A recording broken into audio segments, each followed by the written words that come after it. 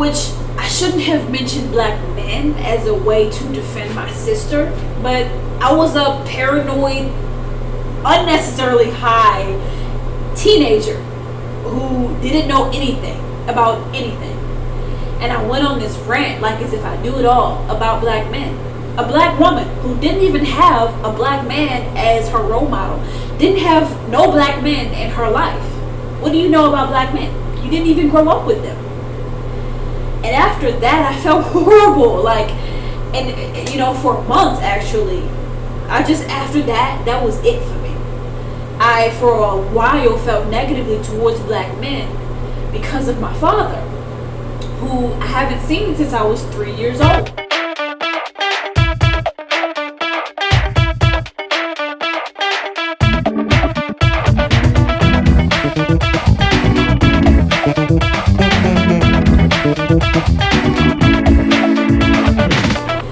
Well, what's up? What's poppin'? Or should I say, greetings, Earthlings. It is Sydney Island in the building, and I am here to talk to y'all about something that I low-key been dying to talk to y'all about, but I've been kind of preoccupied with my other social media stuff, astrology, comedy skits, and it's been all fun and games with that, but I've been dying to talk about race.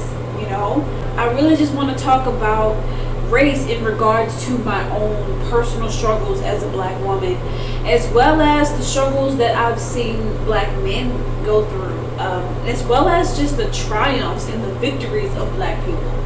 I just feel like there's one thing that's just not talked about enough to me, and that's the wisdom and also the intuition of the black man. It's something that I have noticed from my life experiences, and I just want to talk about it. Yeah, I may look crazy right now. I don't have my usual makeup on. I don't have eyeliner and all that special stuff on. I just kind of have weird makeup on from a TikTok song that I just created called Wade in the Water. Wade in the water. Yeah, I'm a little nervous to talk about this particular topic because it's just not something that I'm used to talking about. So I've talked about race on my other channel, but I kind of abandoned that, and then I just kind of made that channel more centered on astrology. And this is my chance to shine as a person who wants to talk about race and talk about her own experiences as a black woman in America without hatred towards any other race. Okay, so I love black men, okay? I love black men. And this is not just me talking about romance. This is me talking about a spiritual siblinghood. You know what I mean? This is me talking about me feeling as though I have a spiritual brother, and more so a spiritual brother in black men.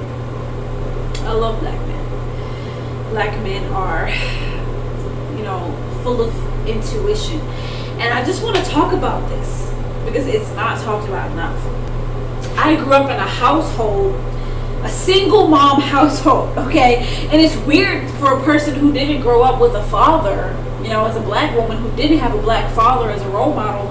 My only role model was my mother, and then I had two sisters. I didn't have a dad, I didn't have a brother, I didn't really even have a male cousin to look up to. I didn't have any black man in my childhood to look up to. Yet I developed this admiration for black men. And it came from my own ignorance in regards to black men. So there was this incident when I was about 18. And I was in the car with my sister. And it was this friend who just so happened to be a white female. And it was a black male who was like a teenager in the back. I may have been a little bit older than 18, maybe 19. The black male in the back was probably about 16. My sister a year younger than me, so forth. And I went on this rant, like as if I knew it all, with this anger. And I went on a rant about black men this and black men that in a very negative way. And everybody got silent. And then I could feel like their judgment towards me, and everybody was like, what? And we was, mind you, we was all smoking weed, high as a kite. I was experiencing paranoia from smoking too much weed. I was out of my mind, but out of my mouth came matters of my heart. And I spoke very negatively about black men. And I just felt, after that instance, and I thought about it, I kind of like put myself on punishment. I didn't feel good about myself. And the judgment that came towards me was kind of like, rightfully so.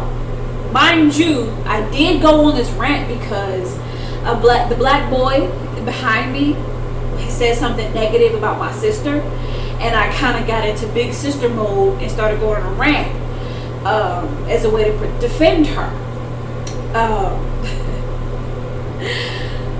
Which I shouldn't have mentioned black men as a way to defend my sister, but I was a paranoid, unnecessarily high teenager who didn't know anything about anything. And I went on this rant like as if I knew it all about black men. A black woman who didn't even have a black man as her role model, didn't have no black men in her life. What do you know about black men? You didn't even grow up with them. And after that, I felt horrible. Like, and you know, for months actually, after that, that was it for me. I, for a while, felt negatively towards black men because of my father, who I haven't seen since I was 3 years old. I'm 27, and I still haven't seen this man since age 3. And as a teenager, preteen, growing up, it wrecked me. And I felt like, what's wrong with you, Dad? How can you have sex with a woman and marry her and have kids with her and abandon the very lives that you created? I was very angry. I was angry at black men because of my father. I was so angry at black men because of my father. And I projected that anger onto other black men. And over time I realized how wrong that was. It was wrong. All black men are not your father. All black men don't have the same mentality as your father. All black men don't want to abandon their children just because your father abandoned you and your sisters. All black men are not the same. And I had to come to that conclusion, you know, a couple of years into my college experience.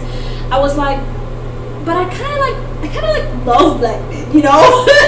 Black men are beautiful, and black men make me laugh. Black men always teach me something new. I want a relationship with a black man. I want that. You know, I never had that. And I deserve to experience that. I deserve, as a black woman, to know what it feels like to love a black man. So one day in my mother's backyard, you know, when I was living with my mother, this was many, many years ago when I was off at college. I'm 27 now, so I probably was like 21? I don't know. I was in my early 20s. And y'all know I'm big on manifestation. And in the backyard, you know, after just many unfulfilling experiences off at college, I just felt like something was missing. So I sat back there and I was like, you know what? I want a black man in my life that means something to me. So I sat there and I did my manifestation stuff, my prayer, and I was like, I am manifesting a black man with healthy energy, a black man with a positive attitude, just an overall good black man. And I was just in my manifestation energy, doing my little hand movements to bring him towards me in my life. And lo and behold, I went back to school. I think this was the summer before my new semester at college. I went back to school, and a black man who was now my friend of, I think, 4 years, came into my life. He has a YouTube channel, by the way. I'll put that right here. And he changed my life, you know, for the better. I manifested him. I manifested him. And I manifested him out of the need and the desire to have a healthy and positive relationship with a black man, because I didn't see that growing up. All I saw was my mom working really hard to take care of me and my sisters without the support of a man, let alone a black man. So he came into my life, and he is honestly the reason why I went vegan. Very spiritual person with a lot of spiritual knowledge, and taught me a lot, like a lot about spirituality and deep spiritual stuff that honestly changed my life, and is honestly one of the best friendships I've ever had. And trickling out of that friendship came another friendship with another black man. And he was my neighbor, and we met over, I was just making music in my driveway, and he was like, "Are you a musical artist?" And I was like, "Yeah." He came over to me, listened to my music. He really was like, "I love you, I love your music." And we became friends ever since then. One was straight, one was gay. Both of them black men. Both of them full of spiritual wisdom. Both of them changed my life for the better. And I realized once I changed my mindset about black men for the better, that's when I started to attract black men with better energy. I have this thing with black men and this love of black men because I was raised in a household that didn't really support black men. It was just kind of like, men ain't no good, and I was raised with that kind of mindset, and it's really negative, and it didn't really do anything for me. So I had to take matters into my own hands as an adult and say, that's her perspective from her experiences. I want to have my own experiences, That's mom's experience with dad. I want to have my own experience. And I'm really glad that I decided to have my own mind. And if it wasn't for me having my own mind, I wouldn't have, and they aren't the only two black men from this change of mind of I'm going to love black men for who they are. This change of mind manifested like a trickle of just good black man after good black man with wisdom, black man with intelligence, just coming into my life and different chapters of my life. And I realized like I had made a really, really good decision by thinking positively about black men, despite what my father did to me and my sisters, abandonment, and despite my mother's view of black men from her negative experiences and all the negative things that she had said. It's not right. It's not right. And it's not right to teach your children to hate on black men or any type of human being just because of your negative experiences. Who's to say that their experience won't be different, better than yours? And these black men have been wise, and they've taught me a lot about life, and how to have strength, and how to have a thicker skin. These are the black men that I would talk to and cry to and be like, yo, like I'm going through so much. And they'd be like, yo, like you're stronger than this. And they would encourage me and see the light in me and see the power in me. Many black men. And it's just in a way that honestly is irreplaceable. And I wouldn't change these friendships and these relationships with black men for the world. And I'm so glad that I changed my mind because I love black men, and my life would be crap if I just accepted my mother's way of perceiving black men based on her trauma. That's her trauma, not mine. And I have every right to live my life the way that I want. And I have every right to think to myself, maybe the black man has more to offer than what I'm taught. So a huge part of my change of mind with black men was just, recently I went through a lot of drama, negative drama with my family, and I just kind of came to the conclusion that these people are mentally unstable, and these black women, and the mindset that they had was negative towards black men, was negative towards men, period. Not just black men, but men, period.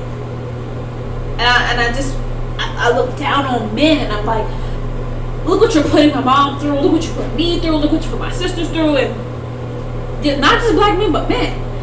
And after we had our whole drama, and I just realized like, yo, like these women can't even take accountability for their own issues.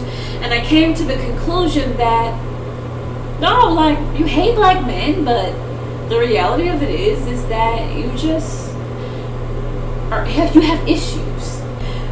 What happened to the wisdom of the black man?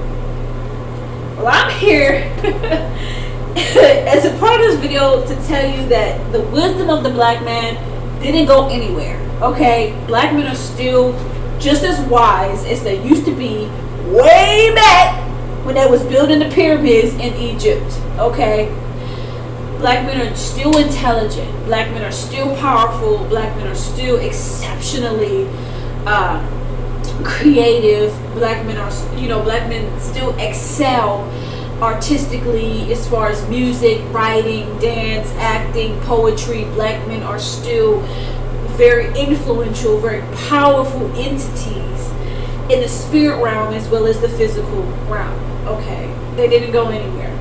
They just don't portray the wise black man in the media the way that they should. And I made this video to kind of just say, hey, look at the black man over here being great. Can we see him in movies? But my God, like, we need some more positive representations of black men and black women in the media, period.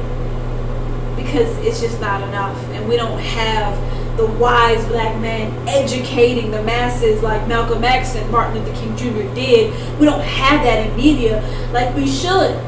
I get tired of seeing the thug black man who's just angry with a pistol, ready to shoot his own brother, ready to shoot his own kin. I'm tired of it.